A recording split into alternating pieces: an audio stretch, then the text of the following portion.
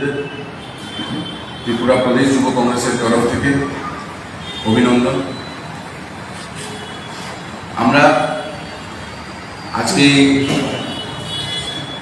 Press কনফারেন্সের মূল যে আলোচনা, যে মূল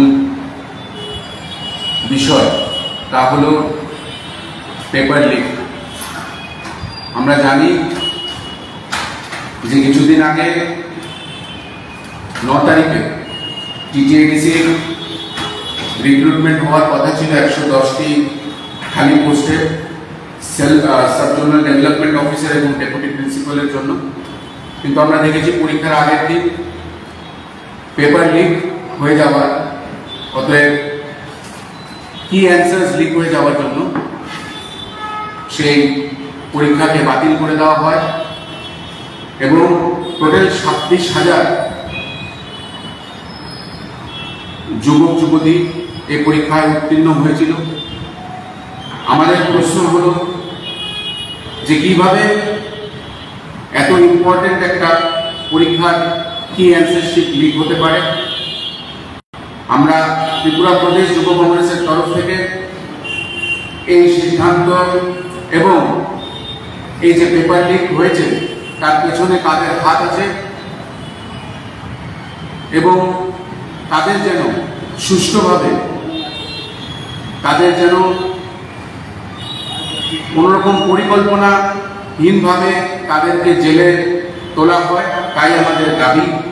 আমরা শুনেছি যে ওয়েস্ট পিএসে একটি এফআইআর করা হয়েছে, যেখানে ওসি নিজে বলেছেন যে চয়ন শাহ নামে একজনকে আটক করেছেন এবং তার নাকি একটা জেরক্সের দোকান, এবং সেখান থেকেই নাকি বলে কি অ্যান্সার শিটগুলো লিক হয়েছিল।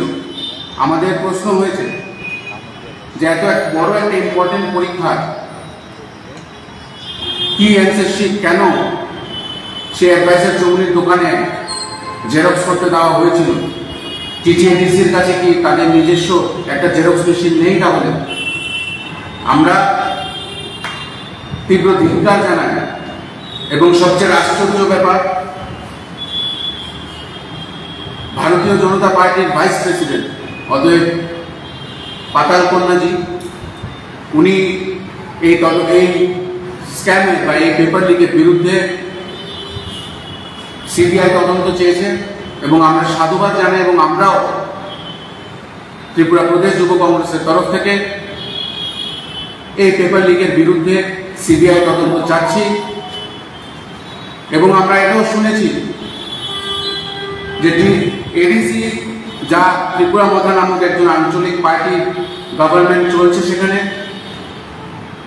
ভারতীয় জনতা পার্টির সঙ্গে কিছুদিন আগেই তাদের অ্যালায়েন্স হয়েছে এবং সেই ভারতীয় জনতা পার্টির ভাইস প্রেসিডেন্ট পাতাল কন্যাজি দুদিন আগে সামাজিক মাধ্যমে বলেছেন যে এডিসিতে অত্যন্ত মানের দুর্নীতি হচ্ছে, এডিসিতে সেন্ট্রাল থেকে যাই পয়সা দেওয়া হচ্ছে সেটা ঠিকভাবে ইউটিলাইজ করা হচ্ছে না এবং সেটা উনি অন রেকর্ডস বলেছেন।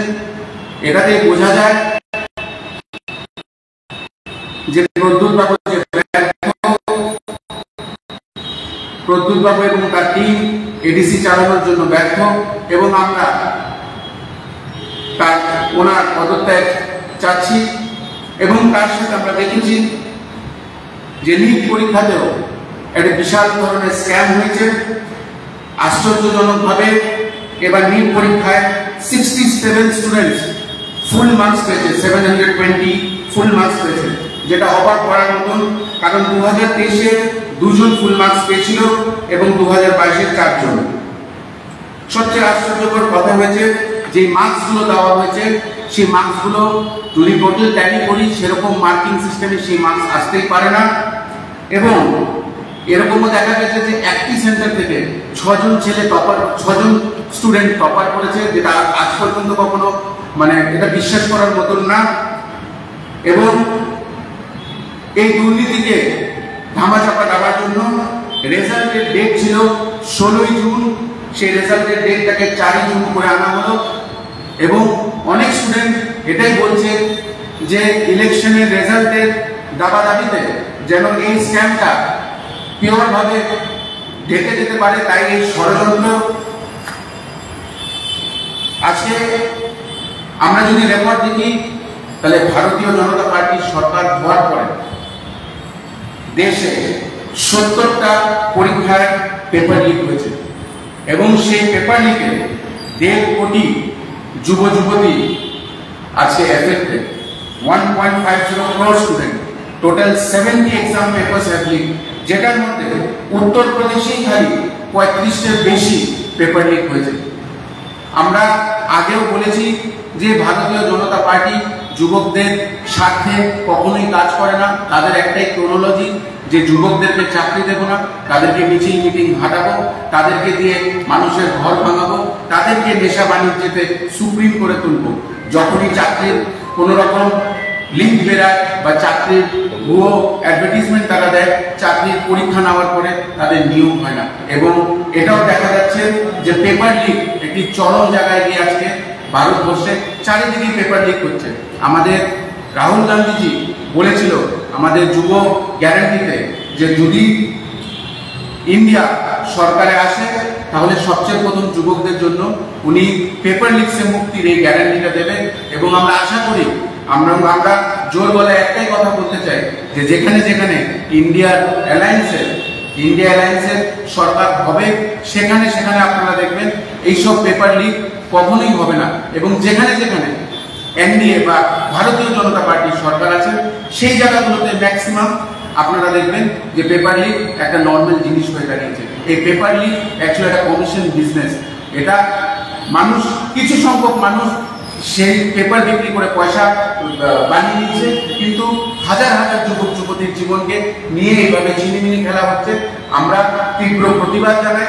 আমরা ত্রিপুরা প্রদেশ যুব কংগ্রেসের তরফ থেকে সিবিআই তদন্ত চাই এই টিটিএডিসির এই পেপার লিকের